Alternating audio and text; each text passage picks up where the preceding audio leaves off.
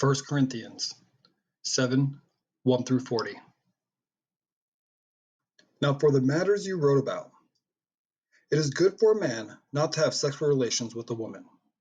But since sexual immorality is occurring, each man should have sexual relations with his own wife, and each woman with her own husband. The husband should fulfill his marital duty to his wife, and likewise the wife to her husband. The wife does not have authority over her own body, but yields it to her husband. In the same way, the husband does not have authority over his own body, but yields it to his wife. Do not deprive each other, except perhaps by mutual consent and for a time, so that you may devote yourselves to prayer. Then come together again, so that Satan will not tempt you because of your lack of self-control. I say this as a concession, not as a command.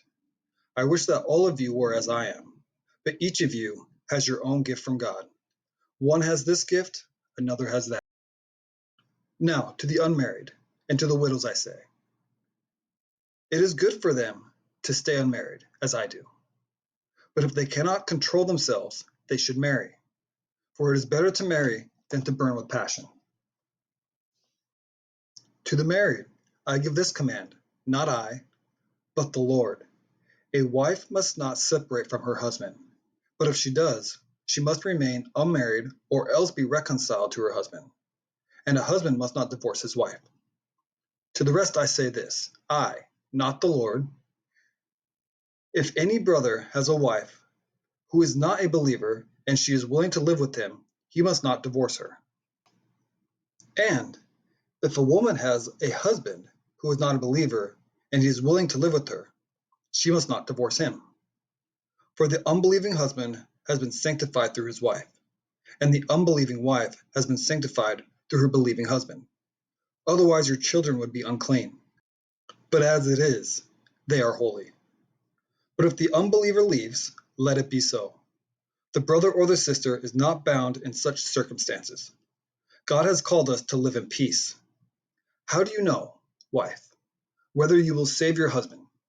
Or how do you know, husband, whether you will save your wife? Nevertheless, each person should live as a believer in whatever situation the Lord has assigned to them, just as God has called them. This is the rule I laid down in all the churches. Was a man already circumcised when he was called? He should not become uncircumcised. When a man uncircumcised, when he was called, he should not be circumcised. Circumcision is nothing, and uncircumcision is nothing. Keep God's commands is what counts. Each person should remain in the situation they were in when God called them. Were you a slave when you were called? Don't let it trouble you. Although, if you can gain your freedom, do so. For the one who was a slave when called to faith in the Lord is the Lord's freed person. Similarly, the one who was free when called is Christ's slave. You were bought at a price. Do not become slaves of human beings.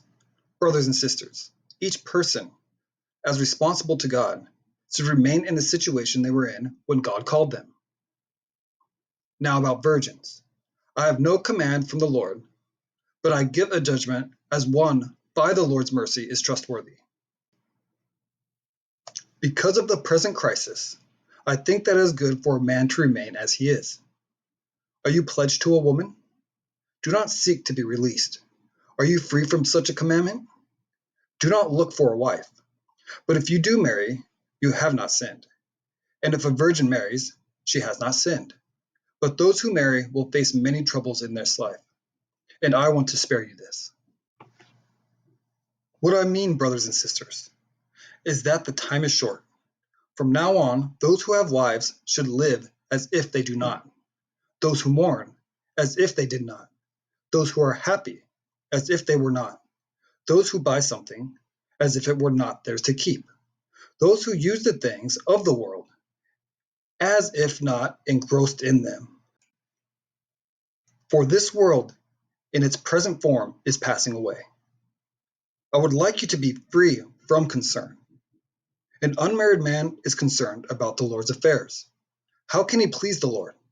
But a married man is concerned about the affairs of this world. How can he please his wife? And his interests are divided. An unmarried woman or a virgin is concerned about the Lord's affairs.